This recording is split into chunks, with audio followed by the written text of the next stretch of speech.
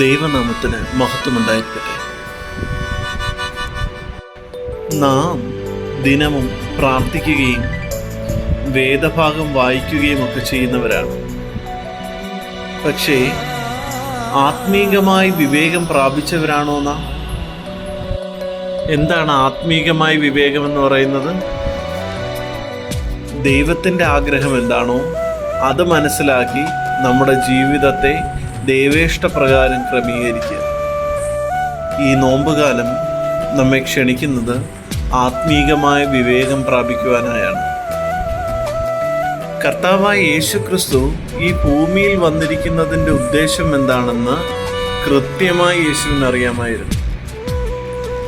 എങ്കിൽ പോലും യേശു തൻ്റെ മാതാപിതാക്കൾക്ക് കീഴ്പ്പെട്ടിരുന്നു എന്ന് വേദഭാഗം വായിക്കുമ്പോൾ നമുക്ക് കാണുവാനായി സാധിക്കും.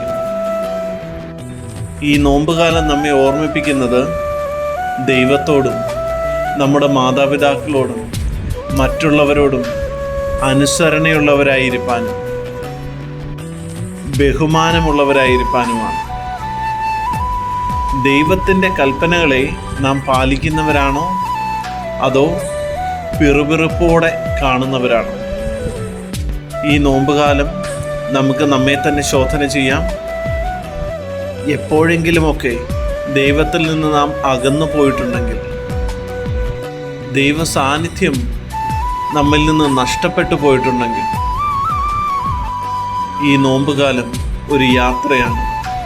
ക്രിസ്തുവുമായുള്ള നമ്മുടെ ബന്ധം ഊട്ടിയുറപ്പിക്കാനുള്ള ഒരു യാത്ര. അതിന് സർവശക്തനായ ദൈവം നമ്മെ ഓരോരുത്തരെയും ശക്തീകരിക്കട്ടെ. ആമേൻ.